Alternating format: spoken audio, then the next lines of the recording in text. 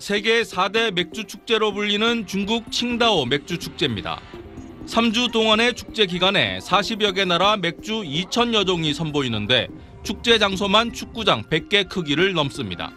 这里的人很热情，然后氛围也很好。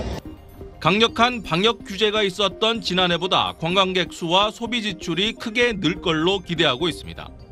제로 코로나 정책을 폐기한 올해 중국 각 지방정부는 이처럼 소비 진작에 안간힘을 쓰고 있습니다. 하지만 각종 수치는 오히려 경기 침체를 가리키고 있습니다. 중국 시장 회복에 크게 기대했던 세계적 명품 기업들도 2분기 매출이 오히려 하락하자 올해 전망치 조정에 나섰습니다. 7월 중국 소비자 물가지수는 전년 대비 0.3% 하락하면서 2021년 2월 이후 처음으로 물가 하락, 디플레이션 국면에 진입했습니다. 생산자 물가지수도 4.4% 내려갔는데 소비와 생산 두 수치 모두 마이너스를 기록한 건 2020년 11월 이후 처음입니다. 7월 수출액도 전년 대비 14.5%, 수입도 12.4%나 감소했습니다. 인플레이션과 싸우고 있는 다른 주요 경제권과 달리 중국만 반대로 물가 하락, 디플레이션 우려에 직면한 상황입니다. 부동산 경기 침체와 에너지 가격 하락, 가격 할인 경쟁 등이 요인으로 분석됩니다.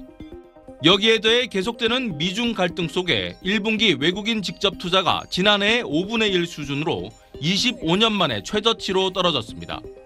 다만 중국 중앙은행인 인민은행은 올해 디플레이션 가능성은 없고 하반기부터 경기가 U자형으로 반등할 것이라 전망했습니다. 그럼에도 강력한 경기 부양책이 뒷받침되지 않는다면 일본식 장기 불황에 빠질 수 있다는 경고음은 계속되고 있습니다. 베이징에서 SBS 정영태입니다. 중국 경제가 좋을 때는 늘 부동산이 이끌었었는데요. 네, 부동산 위기설 홍다그룹이 또 얼마 전에 뉴스에 나오고 이러던데요. 지금 안 좋다고 말씀을 해주시고 계신데 부동산 문제까지 터지면 더 안 좋을 것 같아요. 어떻게 보고 계세요, 부동산은? 많은 부동산 업체들이 지금 상장 폐지의 상황에 직면해 있습니다. 그게 왜 그러냐면은 리오플링 과정에서 락다운을 하다 보니까 건물을 못 졌어요. 근데 종전의 어떤 관성에 의해서 중앙정부에서는 건물을 빨리 완성을 하고 분양을 해라 라고 명령을 했습니다. 그래서 대략 작년 하반기서부터 부동산 그동안 공사가 이루어지지 않은 것에 대한 대규모 투자가 일어납니다. 기대감이 있었던 것이죠. 근데 막상 그렇게 하다 보니까 건물들은 완성이 됐는데 분양이 되지 않아요. 이 부동산이 왜 중국에서 중요하냐? 중국의 대부분 인민들의 소득 증가는요, 주식을 통해서 하는 게 아닙니다. 그렇다고 자기가 상품을 개발하거나 어떤 지식을 팔아가지고선 돈을 버는 것도 아닙니다. 그냥 요 건물 사놓고 기다리면은 다음날 배로 오르고 또 지나면 한 10배 오르고 대도시에 가서 사면은 더 많이 오르고 이러한 부동산에 대한 기대감, 일종의 거품이죠. 그런 기대감으로 했는데 거래가 없고 교류가 없고 미래에 대한 불확실성이 가중되고 정부는 도와주지 않고 봉쇄하고 통제만 하다 보니까 각자 도생하는 상황 속에서 자기 스스로의 어떤 생존을 유지하기 위해서는 그냥 모아놔야 되고 아껴야 되는 상황에 직면했습니다. 그러니까 중국 인민들의 어떤 부의 증식이라는 것은 이제 부동산에서도 주식에서도 산업 전반에 대한 갈피를 잡을 수가 없는 상황에 직면했다는 겁니다.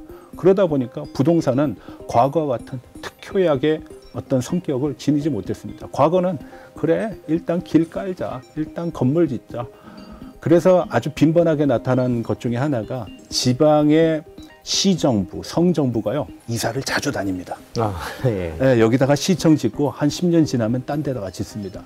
그럴 때 부자가 되는 사람들은 대부분 공산당원, 시정부 관계자들. 그 사람들의 소득이 올라가면은 모든 사람들은 그 사람들 따라갑니다. 그래서 부를 축적해 왔습니다. 근데 코로나 상황은 그걸 막은 거예요. 그러다 보니까 부동산이 지금 형편없습니다. 아마 제 생각에는 부동산은 중국 사람들한테는 커다란 뇌관이 될 겁니다. 그렇지만 외국인들한테는 그다지 큰 영향은 없을 겁니다. 왜냐하면 부동산이 중국 인민들의 소득 증대의 가장 중요한 핵심 재료이지만 이것이 대외적으로는 영향력이 투사되지 않는 부분이기 때문에 그렇습니다. 뭐 잘 아시겠지만 부동산에 대해서 지금까지 중국이 취해왔던 정책은 상당히 약발이 많이 먹혔는데 최근 들어서 그 약발이 점점 떨어지고 있고 리오프닝 과정에서는 거의 효과를 보고 있지 못하다. 그리고 그 과정 속에서 오히려 많은 부동산 업체들이 도산을 하거나 상장 폐지를 당하거나 파산하는 그런 경우가 많이 일어난다는 겁니다. 왜? 수요가 없기 때문에 그렇습니다. 그래서 중국 정부가 지속적으로 강조하고 있는 것이 수요 확대입니다.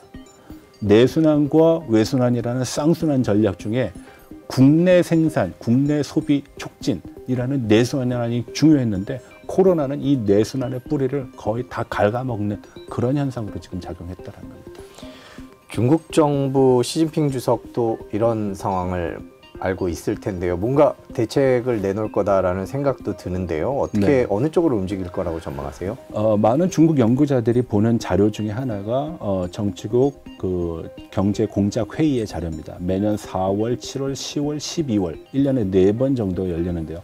보통 일반인들은 12월 자료만 봅니다. 왜냐하면 그 다음 연도의 경제 정책 방향을 가늠할 수 있기 때문에. 그런데 올해 4월 달에 개최됐던 4월 27일인가 28일로 기억하고 있는데 그 경제 공작 회의의 내용을 보게 되면은 내생적인 수요가 축소되고 있다.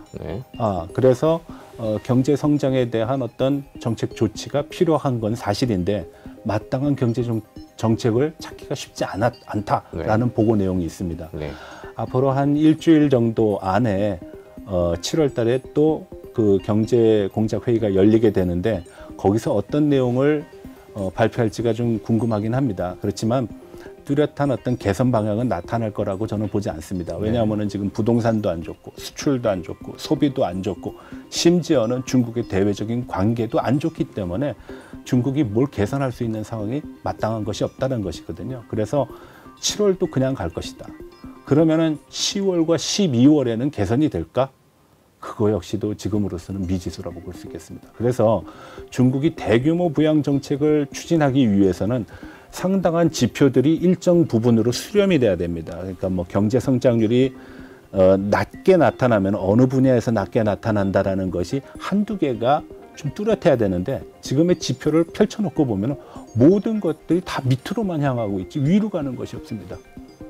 인구도 줄고 있지, 내수도 활성화되고 있지 않지, 공장도 무너지고 있지, 사람들은 저축만 열심히 하지 돈을 쓰려고 하지 않지, 국제관계는 지금 서방과 중국의 어떤 우적, 적과 동지의 관계로 해석이 되다 보니까 거기에 대한 대가들을 중국 스스로가 치러야 되는 그런 상황이다 보니까 아마 올 하반기까지는 중국 정부가 시행할 수 있는 마땅한 부양책은 없다라고 봅니다.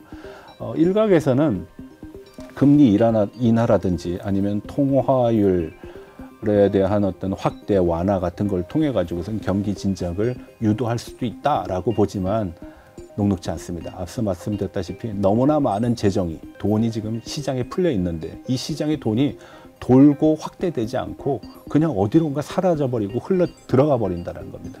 그래서 이런 지표를 가지고 과연 중국의 정책 당국이 현명한 정치적인 선택을 할 수 있는가, 저는 좀 요원하다고 봅니다. 과거에는 리커창 지수라는 것을 가지고 정책 판단의 기준을 삼기도 했습니다. 뭐 잘 아시다시피 리커창 기준은 3가지 기준에 의해서 판단하거든요. 하나는 중국에서 가장 중요한 물류 수단 중에 하나가 철도입니다. 그래서 철도 물동량, 그리고 또 하나가 신규 대출 규모, 그리고 공장이 들어가려면 전기가 많이 필요하다 보니까 전기 소비량을 가지고 봤는데 이 3가지 지표가 증가는 하고 있습니다. 근데 이 증가의 내용은 전년 동기 대비입니다. 전분기 대비해서는 거의 증가폭이 보이지 않고 있습니다.